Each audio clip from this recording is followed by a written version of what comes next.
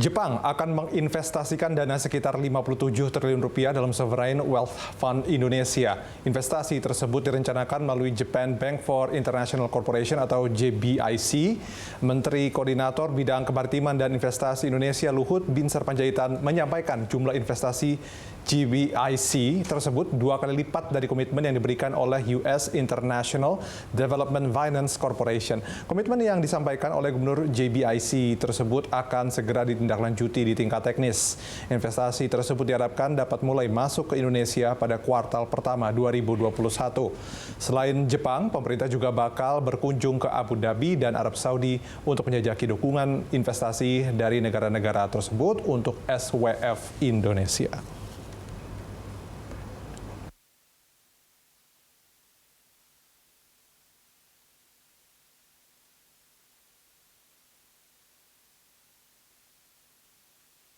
Ya, lantas berapa target dana investasi asing melalui lembaga pengelola investasi ini dan sejauh mana dampaknya bagi perekonomian nasional? Langsung saja kita membahasnya bersama staf khusus Menteri Keuangan, Bidang Perumusan Kebijakan Fiskal dan Makroekonomi Masyita Kristalin. Kemudian juga ada Direktur Strategi Investasi PT Bahana TCW Investment Management, Budi Hikmat. Dan yang terakhir juga ada Ketua Kebijakan Publik Asosiasi Pengusaha Indonesia atau APindo, Sutrisno Iwantono. Selamat sore Mbak Masyita, Pak Budi, dan kemudian Pak Iwan. Selamat sore. Selamat sore. Iya, ini kita ganggu sedikit liburnya ya, tapi nggak apa-apa karena kita membahas isu yang sangat menarik ya. Menarik investasi melalui SWF Indonesia atau mesin baru RI untuk menjaring investasi. Saya mungkin ke Mbak Masyita dulu. Ini Jepang luar biasa sekali berkomitmen menanamkan angkanya tadi 257 triliun rupiah. Mungkin bisa diceritakan dulu kali ya prosesnya seperti apa, pertemuan dengan JBIC-nya itu kemudian seperti apa sehingga kemudian tercapai komitmen angka 57 triliun rupiah itu. Terima kasih pertanyaannya. Tentu kan kita sudah lihat di berita ya, Bapak Menko Maritim dan Investasi dan juga Bapak Menteri BUMN sudah berkomunikasi dengan pihak Jepang dan membicarakan hal-hal tertentu, termasuk salah satunya Sovereign Wealth Fund. Kalau kita lihat sebetulnya minat untuk investasi masuk ke Indonesia itu cukup banyak loh.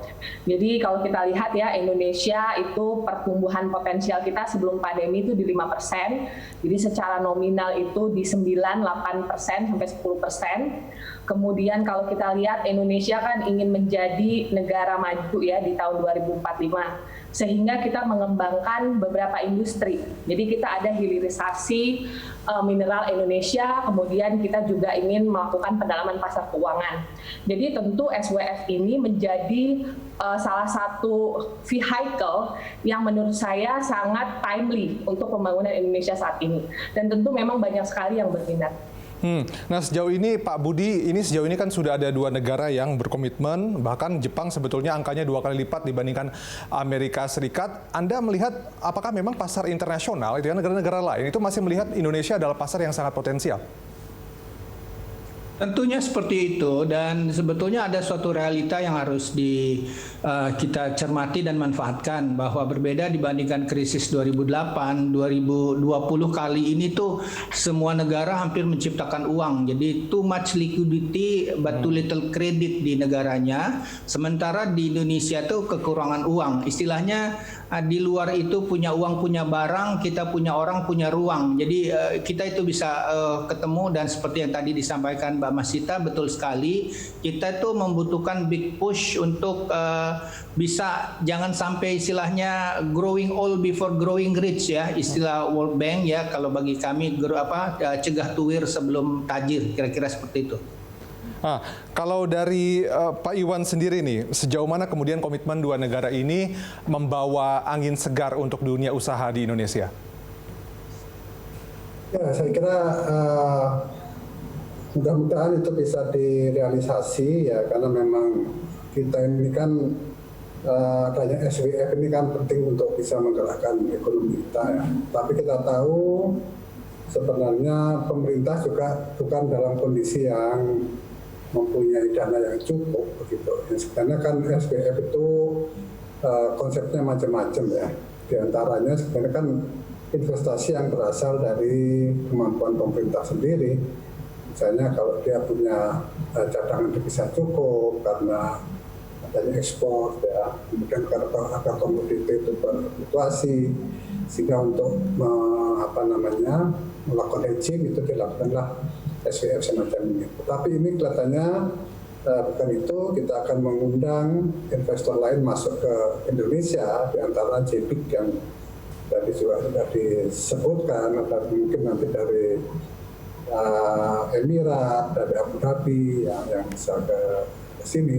Artinya sebenarnya kita meng-attract investor untuk masuk ke kita. Nah, tinggal nanti ini penggunaannya untuk apa? Ini yang perlu kita lihat, apakah ini bagian dari upaya untuk development, misalnya untuk infrastruktur, ataukah ini untuk stabilisasi penerimaan kita, atau untuk yang lain. Saya kira ini perlu juga dilihat lebih dalam.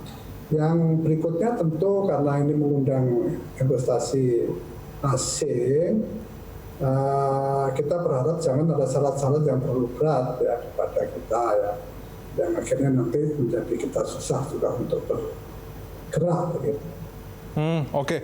Nah, mungkin menyambung dari pernyataan Pak Iwan tadi, Mbak Masita, nanti apa sih kemudian yang akan dilakukan pemerintah dari, ya paling tidak dari komitmen dua negara dulu, baru kemudian nanti mungkin bisa menyusul yang lain?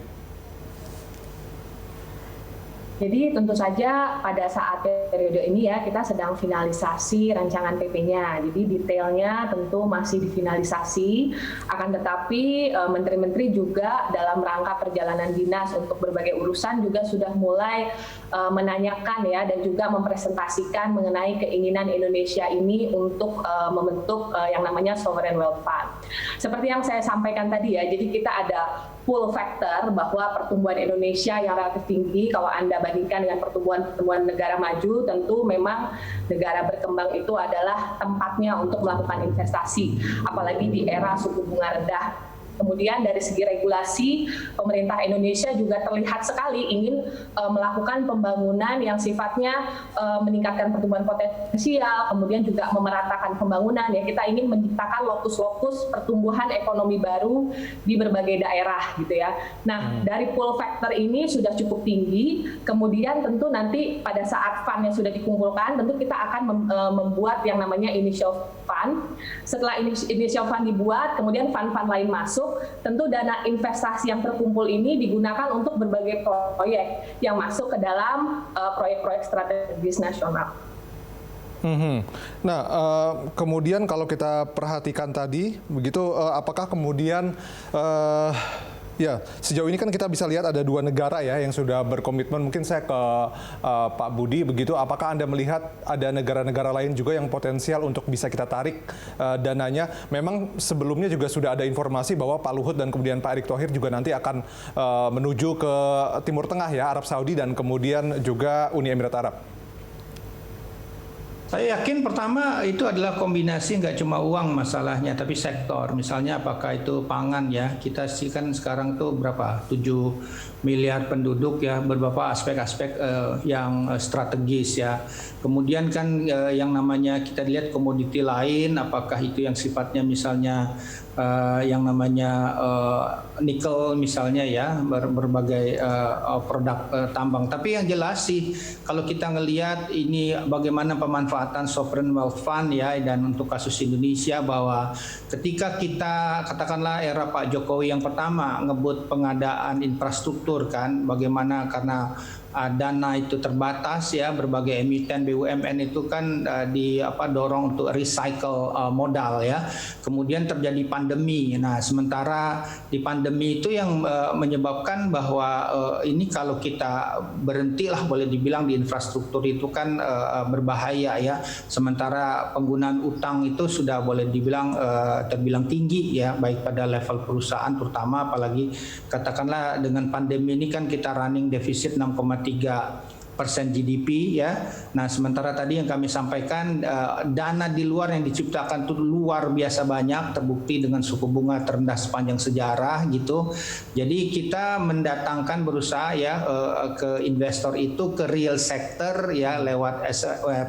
Jangan lupa bahwa asing itu sudah masuk banyak di ini ya di SBN Indonesia ya, walaupun pertama kali waktu krisis kemarin mereka keluar, tapi sekarang kita ngelihat kembali masuk. Jadi Indonesia setelah menarik SBN-nya, kita juga harus mendorong dengan reformasi, dengan jaminan katakanlah perundang-undangan tertinggi ya agar investor itu mau masuk ya dan masuk mensupport kita punya SWF yang kita harus akui terbilang unik kan, karena kita itu bukan surplus country ya seperti misalnya Singapura dengan Tamaseknya, China dengan CIC ya, Malaysia dengan Khazanah gitu. Oke, kita akan lanjutkan pembahasan di segmen berikutnya Bapak-Bapak dan juga Bu Masita. Pemirsa tetaplah bersama kami di Hot Economy.